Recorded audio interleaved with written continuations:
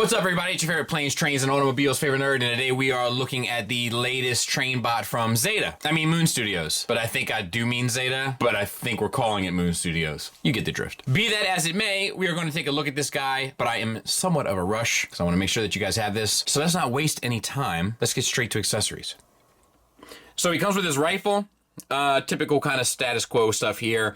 Fully painted with the red accents. Sculpt is decent enough. And he can hold that just fine. It pegs into his hand. There's also a slot in the back of his backpack that can be utilized here. To give him like this look. And I gotta make sure it's a little hard to see what I'm doing here. There. Which people say you can do as like an antenna or something. The huge peg of the gun sort of sticking out from the back is a little distracting for me, but hey, I guess you can do it. You can also store that on his back, but it is a bit of a tight fit. The gun can also peg in backwards on the train, or forwards if you remove the headlight or whatever. You also get this little number here, fully painted, red metallic paint there. Got way outside the lines on that one. I would imagine that individual results will vary. And it opens up. I do rather wish that the peg here could be utilized on the back of the figure to like give him wings. And as I was messing with this guy, I realized that you can take this off and peg this into his back for wings. And it can be down. I don't know if it'll be up, if it'll clear it or not. Yeah, it looks like it'll clear up as well. So I think that that's pretty cool. Once again, the backpack, you know, or the wings can kind of do the same thing at both holes, I would imagine. Or you can kind of do this, you know, and have that sit in there. I don't know, kind of your, you know, whatever your little heart desires. And of course, you get the train connector bits. They interlock with magnets and pegs the same way that all of them have. And let's talk about the figure. So the one thing that you want to do is right out of the box, it's kind of misrepresented. So you want to spin his waist around 180 and then spin his chest around 180 so that you get this look. That's the proper orientation of his torso. And I want to take a minute and shout out Steve B, who hit me up and gave me that info to save me some headache in the comments. Now, let's talk about this guy. He's pretty good, but he does have some issues. Head sculpt, I think, is fine. The gray, the silver rather, and the gunmetal are both painted beautifully, and the eyes are a metallic blue. They look great. The head itself is on a ball peg. The ball peg is connected to a hinge. As a result of using both, you can get the head pretty much all the way up and down, a swivel, confused train face, etc. And then we have these pauldrons here. The whole figure is painted, but I'm just going to point out the accents. So when you see a flat, it's all painted. But it does have these gunmetal accents. Now we're going to move on to the first issue of the figure, which is the shoulder flaps. So when we go to move the shoulder, if we just use the base kind of orientation or the kind of stock, as it were, way that it sort of orients, when you go to move it, this flap comes up, the arm gets out to 90 degrees, then you can move this up and get the full range. So you can technically do that, but that's not the way it's supposed to work. This piece is supposed to stay pegged in, and this shoulder is supposed to move independently of it. Due to the tolerances of it all, it does not. And then you get the swivel around. So to me, it's not the biggest deal in the world, but it is something wrong with it that needs to be pointed out. We have red metallic accents here and here. They both look sharp as a tack. We have a bicep swivel. That works fine. We have a single hinged elbow that gets you the full run. We have the fingers or the hands. The wrist is on a swivel. Then the fingers are on a base ball peg that come out to a secondary hinge for the fingers. And the thumb is on a ball peg that comes out to a secondary hinge at the thumb as well. So you can get the thumb all the way up if you so prefer. Accent-wise, we have this red metallic paint there on the side that looks quite sharp. And this stuff here on the back with the silver accents and such. All right, same for the other side. Now, we do obviously have the waist swivel. You do also have that chest swivel.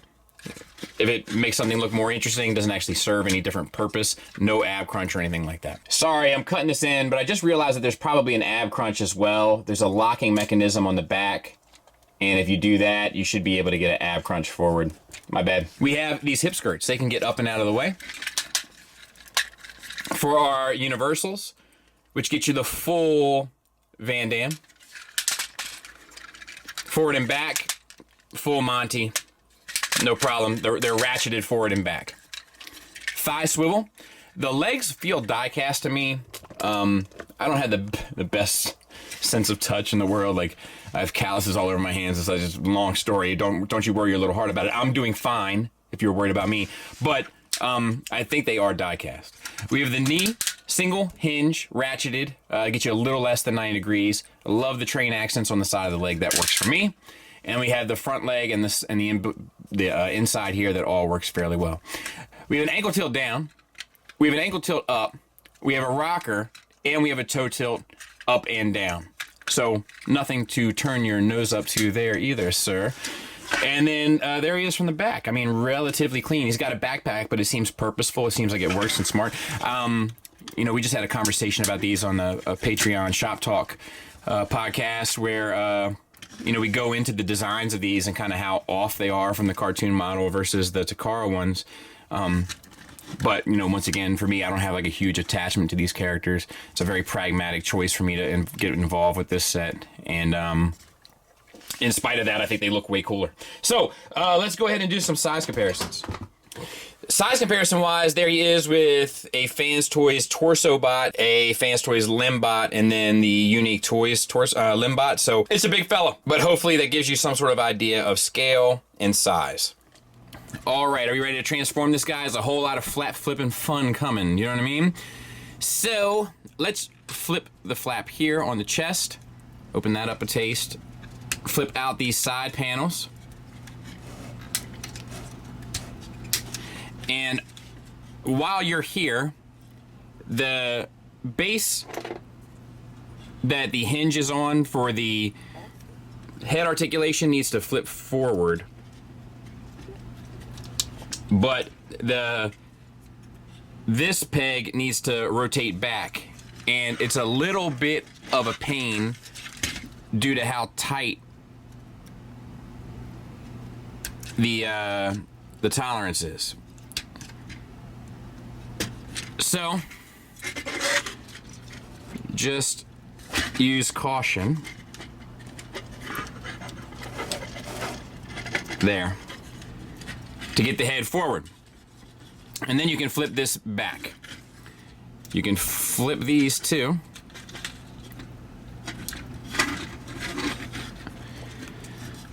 All right, let's see what else we can do.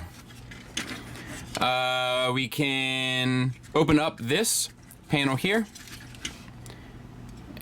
collapse the hands, make sure that the thumb is sort of in line with them, and then rotate the hand into the forearm, and then you can close the flap back up. You can extend this, and you can flip this on the back, actually, and you got to flip this panel underneath as well to get the red lined up. A lot of this is pretty intuitive. It's just a lot of flaps, but like pretty much if you can flip it for real, which is a Usual Suspects reference for those in the know. All right, keep that thumb. Open this up. And this. There you go. Open this flap and this flap, and rotate the shoulder so that the red lines up, and rotate this flap and this flap. And actually, you can kind of peel away some of this backpack now too if you'd like, just to get it out of the way, because these arms do need to come up.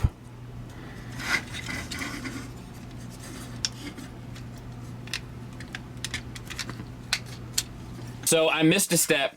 Before you fold the arms up, flip these panels out. There's so many flaps to flip, it can be a little daunting to keep track of it all. Now, make sure these panels are down. Now we can flip the arms up. Once you've done that, we'll just continue. You can make sure the biceps are rotated so that you have this tab that will correlate with that slot there. We'll tab that in. Same on this side.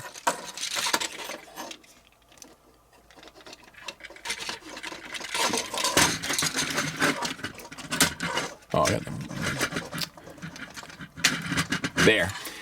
Then we're gonna bring up, actually, take these pieces, interlock them. They're flimsy little panels, these middle bits, so it can be a little frustrating. Just do your best. You can set them down. We'll deal with them in a minute. Take this bottom piece, swing this up. You have 2 tabs here that'll correlate with 2 slots there.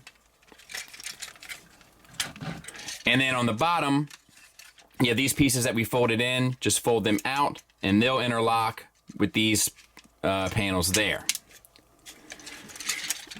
All right, now you can go ahead and sit this down a bit more. Like I said, this has a tendency to kind of come undone.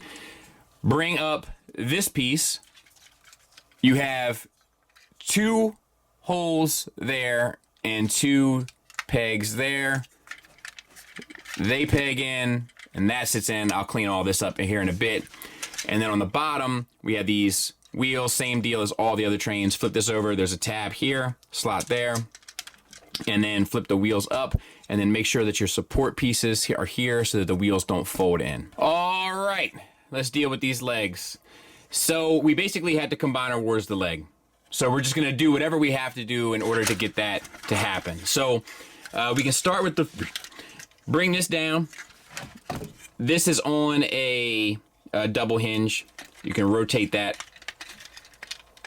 out, which will allow you to rotate the toe in. And that's all you really had to do. We do have to flip this down, and you do have to flip that out.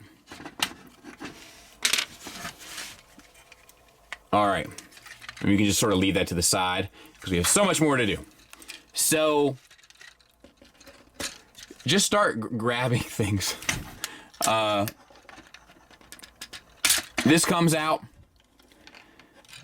It also swings. There's a lot of movement to this piece, and it's actually somewhat confusing. Untab this as well. And once you have cleared this space, there's one other piece here.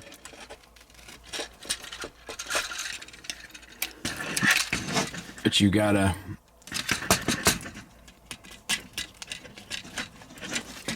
there.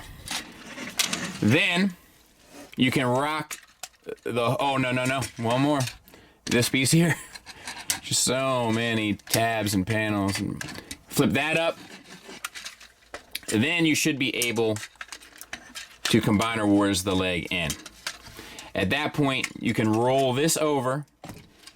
And the only other really challenging thing is to figure out the proper orientation of this. So you see this, there's a hinge here and a hinge here. So you want to fold that back on the bottom hinge, and then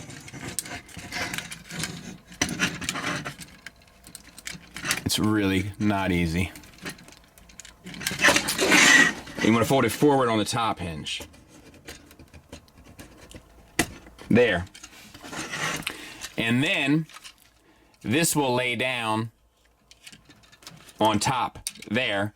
And then you can bring the foot in, and we'll stop there for that one. So let's go ahead and do the same on the other side. We have to get the stuff. So let's get the foot out of the way. Rock it up, spin the foot, but as you do, rotate the toe so that it sits in that cavity nicely, and then rock it back down. On the bottom, we got flaps to flip. So flip that flap, flip that flap. Good to go. All right. Remember, we have a, well, let's just do these. So we have this one that we got to get up and over. But we have this one also that we want to get out of the way. Get that up and over. We can actually spin that out just to get it completely out of play. We have this gray piece there that we want to get up and out of the way. And once all of that is cleared, we can combine or wars it down. We can flip this piece in. And then we have to rotate this bit of business, which is a bit of a nightmare. But if we work together, we can do it.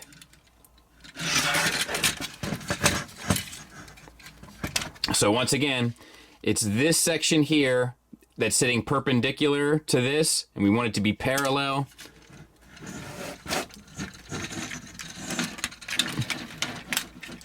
And then spin it so that it's sitting on top. And then collapse the foot in.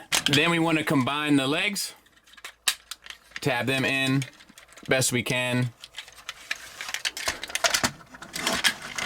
and without making it all fall apart.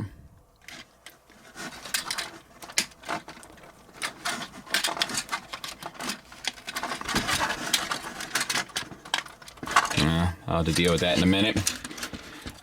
Close these up. You want to kind of interlock your tracks, flip the wheels up. You want to, of course, put your stabilizers down the same way we've been doing. And then that will sit down after I get this, you know, all sorted. And then on the top here, the only other thing that you want to do is bring down these pieces and tab all that into, you know, the back pieces so that it fits, you know, nice and tidy. And then the last steps is on this side. You want to flip this over, flip this down, and then interlock this with everything, and it's got to go up, it's got to go under some, it's got to go over some, like it's got to go underneath some, etc., etc. Not the most, you know, it's kind of like par for the course with this line, is that like, you know, a lot of it works really nice, but then some of those last steps are just, you know, a bit trying there. And then one last step, I think that you take this and rotate it over, which is a nice little touch, you know, like smart stuff. So I'll get it cleaned up and we'll take a look at it. So look, I love this. I've pretty much loved all the trains, with the exception of that last one. Rolls like a champ. I love the red accents. The paint comes through nicely. The silver line work there, the little triangle, the red stripes here, how they kind of wrap around the lights and all that, like the silver paint up on top, the sort of the compactness and tightness, like I just think it's really pretty exceptional. Now you could get this thing, I'm sure, a lot tighter than what I have it. You know, this is more for like the, you know, the tutorial aspect of it. But yeah, I love this, dude. I don't have any issues with this whatsoever. Let me show you what he looks like next to Tiger Tracks. Sizable unit. So let's get it into arm mode. Untab this piece here and rotate it back over. Untab this. Take these panels here. Flip this one forward. Flip this one forward over top. And then I think you can rock this back over and grab on again. That kind of solidifies that. On the bottom here, we need to take the fingers and you need to just work this hand out. Once you've done that, collapse your tracks by first collapsing the safety and then collapsing the tracks. And then you take this out and flip it around, covering up the tracks and using the two side tabs there to plug in to the two spaces. All right, now fold in these two pieces here, and we're going to untab this front section, and there's a little panel right here that we're going to flip in. At that point, you need to take your hand, open this little locking mechanism here, and this is where it gets a little challenging. This is spring-loaded, And you need to get, at least for fingers like mine, you need to get all of this through. And then on the other side, you see the spring-loaded one has already come down. You want to fold this one over and simultaneously move your locking mechanism back down so that it holds tension across the two. Really, really smart stuff. Then you have two tabs here.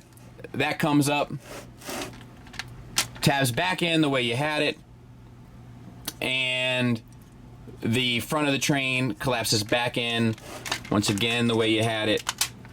And then this piece sits up a little higher now because you have these, you know, kind of layered over top of one another. Then we need to get these doors flipped back around.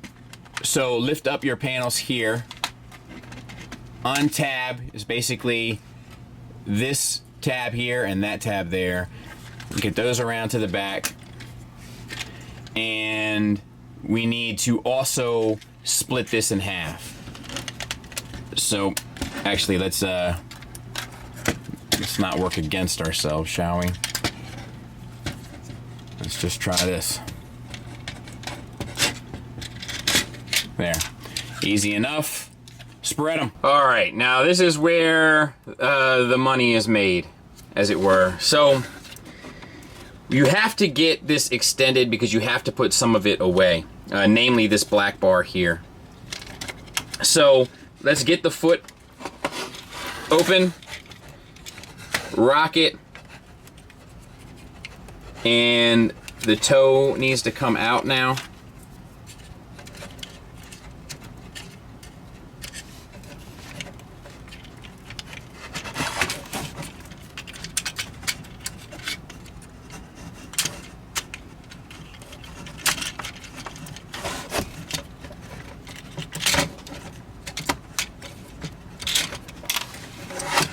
And all right, let's see what else. We gotta open this up.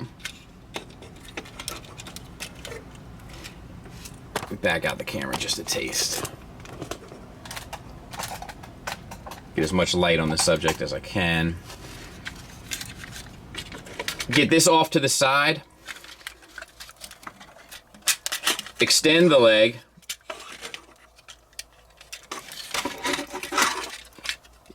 Rotate that piece in. And then you want to put the leg down, but now you want to bend at the knee so that that sits across from it. All right. Now you want to fold this in. Oh, I still got my little safety bar up. So fold the safety bar down, then collapse this. And then you need this to kind of rotate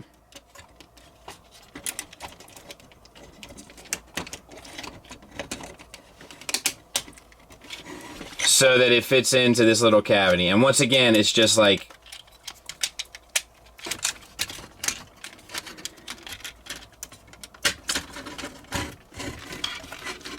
it's just not the easiest thing to do. And it's because of the tolerances of those double hinges. So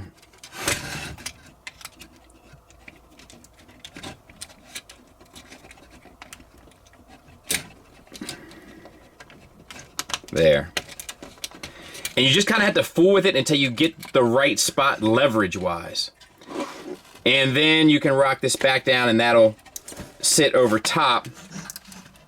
And then you got to kind of clean this up. So what you need here is for this to come out. Just find out where everything moves. I feel like we're missing something. Yeah. And that rotates in. And then this clamps into there. There's also a piece that needs to clip in. Where is that at? Alright, so I got it. I had to undo a little bit of what I did, unfortunately.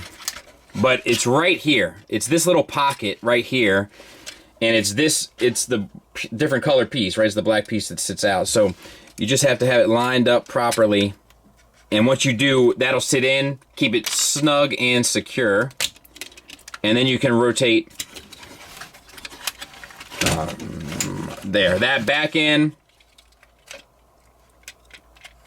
and then this, and I'm not sure if this needs to be collapsed or not. Let's just collapse it.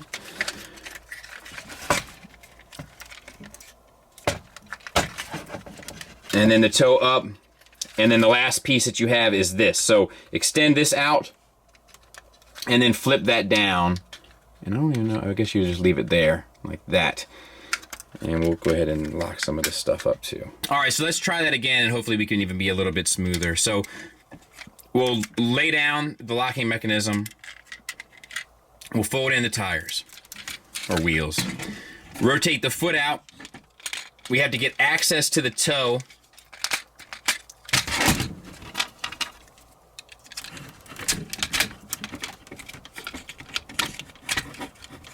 There. And then just leave that out. All right. We have to get this piece here out of the way, and this piece here out of the way, so that we can extend the leg only to fold in that panel. And once that panel's been folded in, we can collapse it, and we can rotate at the knee.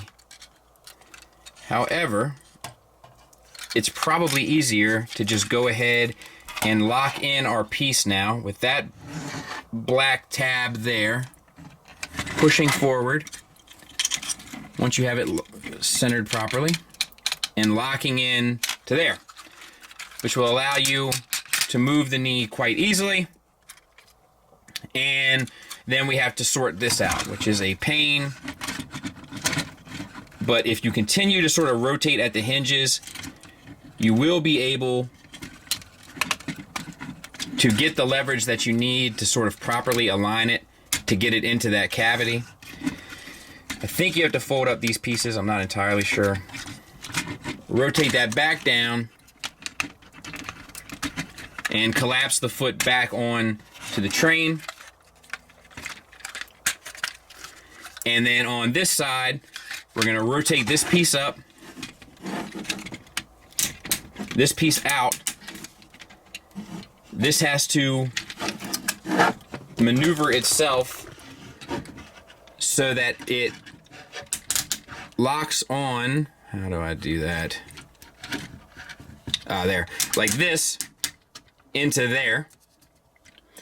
And then this piece spirals out, comes down, closes around. And at that point, you can bring these together and close them all in tight, like a tiger. And that's it. I'll clean it up and get it oriented, and we'll take a quick look at it. And I mean, you have to do some bending around here and everything to kind of get it situated and sorted, but I mean, that's pretty impressive. You know, like, it feels super secure.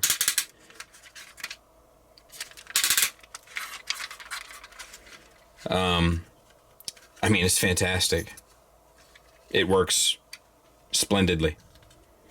Fantastic. No issues whatsoever. I love it. Love it.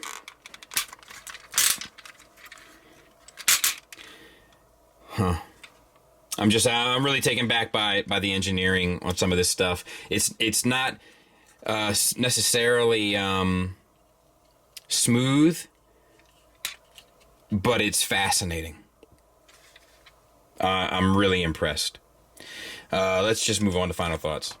Final thoughts wise, of course, we'll start with the negatives, and they are as follows. For one, there are some tolerance issues. Some of the joints are too tight. Unfortunately, some of those joints are connected to like double hinges and stuff, so it makes the transformation process a bit of a bear from time to time. There's also a couple pieces that are too loose. Very rarely that you come across the loose ones, though. Much more common to come across the tight ones, so to speak. But the gray pieces that sort of wrap around the combiner port of the arm would be some of those pieces that are a little too loose. My big issue here is that the paint is just scratching all over the place. Like, it's really showing their inadequacies and their lack of comfort and experience when dealing with fully painted figures. But I mean, this thing is leaving scratch marks and buff marks all across itself. And I think it's really just paint rubbing off from one piece and onto another more than it is scratches, but it is kind of crazy. There's also that bit with the arms, the shoulders. I wish that they kind of tabbed in more properly to the flank of the robot so that you could kind of use the shoulders a little bit more properly. Once again, that probably comes into the tightness of those shoulder joints. And outside of that, I don't have a whole lot to complain about here.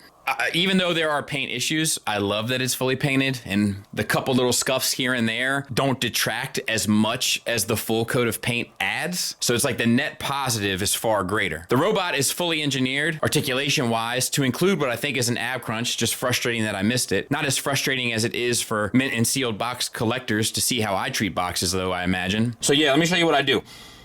This is perfectly good. I could get the tape off easily here. Not gonna do it.